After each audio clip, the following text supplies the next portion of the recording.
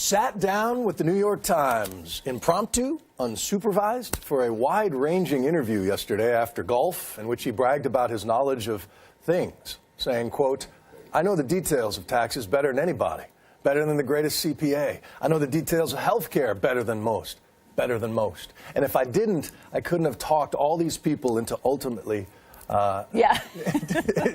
this is not you messing up this read. Rejected. I'm sorry, I lied. This is the grammar where it gets a little tricky. There's a bit of an off-ramp there I wasn't seeing. Let us discuss now with men with good grasps of the English language, David Drucker, and Albie Phillip is back with us. Renato had to leave. Good morning to both of you as well. So let's talk about the big bill knowledge. Abby, you've covered this White House since the beginning, and I remember the quote about who knew health care could be so complicated. But he seems to be honing in on the tax, taking credit for the tax bill. Take us through your impressions of that comment. Yeah, I mean, I think that the idea that he knew health care better than anyone is probably something that most people on the Hill would disagree with. But it is true that they gave him a lot of credit for knowing the details of taxes, or at least caring a lot about them and wanting to move things around to make that bill work. It was interesting to hear him say that he also knew all of the details of the big bills that Congress has done, of which there have not been that many in this past year. But it's fascinating to hear him react to that criticism of him that, frankly, you hear from both Democrats and Republicans on the Hill, that this is a president who just does not want to get into the weeds on policy, except on the issue of taxes, which he appears to know a little bit better than others. I'll just read a little bit more of it, David, of what he said in this revealing interview to the New York Times. Number one, I have unbelievably great relationships with 97% of the Republican congressmen and senators. I love them and they love me. And number two, I know more about the big bills than any president that's ever been in office, whether it's health care and taxes, especially taxes. I couldn't have persuaded 100 congressmen to go along with the bill. I was a great student and all this stuff. Oh, he doesn't know the details. These are sick people.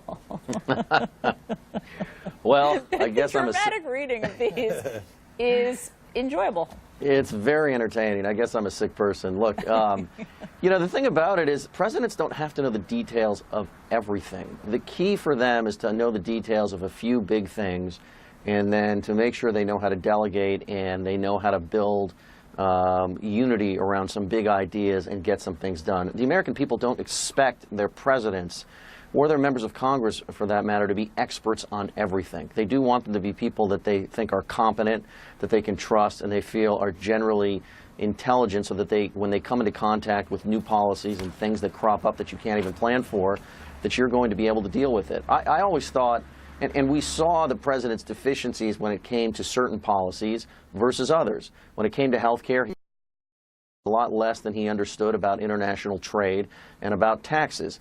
I always thought his biggest handicap this year was that he didn't seem to understand the process of governing. And what I mean by that is he came to the table not really understanding the pressure points in Congress and just the processes of Congress, the committee process, and how members of Congress are going to deal with pieces of legislation, and how the president may be the president and the leader of his political party, but it doesn't mean that everybody just hops to it like when he was a CEO running his closely held family business. Him getting his arms around that process, if he understands that better, will put him in a much better position in 2018.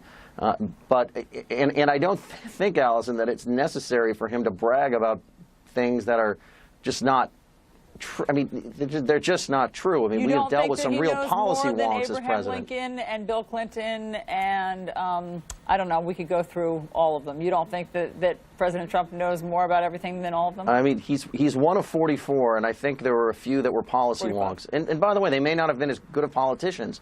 They didn't necessarily get things done.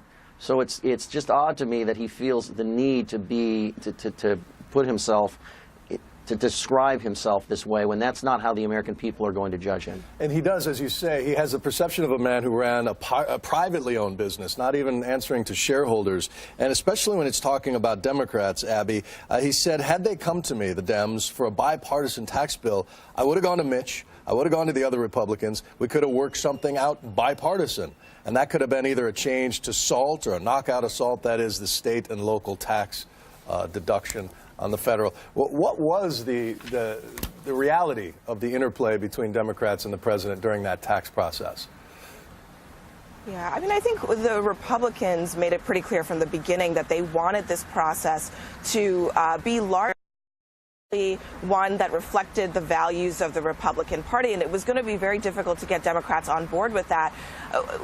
Underlying all of this is the reality that not a single Democrat has voted with this president in this first year of his term, which I think in January everyone would have thought was unheard of. There are several Democratic senators like Joe Manchin and Claire McCaskill, who are in states that Donald Trump won, who this White House believed would need to be with this president on a lot of policy, and they haven't been. And largely the reason for that is because the president is viewed as politically toxic among Democrats and among moderates, and many Democrats don't see any political consequences to not being with him on policy. So perhaps that's true, although I'm not positive that Mitch McConnell and Paul Ryan would have gone along with that. I think in the theory of bipartisanship is often more important to this president than the reality of it, which would require them sacrificing a lot of things and even sacrificing some Republican votes in order to get a few Democrats on board. So the president, I think, just tweeted about global warming or how cold it is. Maybe we can put that up. That was, last night. Last night. And okay. In the East, it could be the coldest New Year's on record. Perhaps we could use a little bit of that good old global warming that our country, but not other countries, was going to pay trillions of dollars to protect against. Bundle up. So obviously, David, the president has said it's a hoax. Anytime it's cold out, that means global warming isn't happening. And just for reference, let's put up a map of the entire planet, and you can see the bright red spots are where it's above normal temperatures, and the Arctic is the most alarming part of that. The blue splotch that we're living through right now is just a little tiny part of a big heated planet. It's sort of like not understanding that when the sun goes down in your neighborhood, it's dark everywhere. It's not? No. Oh. No. Well, I don't know, David. Case closed on global warming. Well, look, I think sometimes the president's just trolling us and having a good time. I mean, there are disagreements on both sides. There are disagreements among Republicans and Democrats about climate science and about the impact of man-made climate change and what should be done about it. These are times when I think the president, who has probably been briefed enough because he had to make a decision about whether or not to keep the U.S. in the Paris Accords or not, just decides to have a little fun with everybody. And look, it'll resonate with his political base, who in particular is more skeptical about man-made climate change and the impacts it may or may not be having than are people in the middle and people on the left. And so some of these things with the president, I take with a grain of salt in that I just think he's probably putting the tweet out there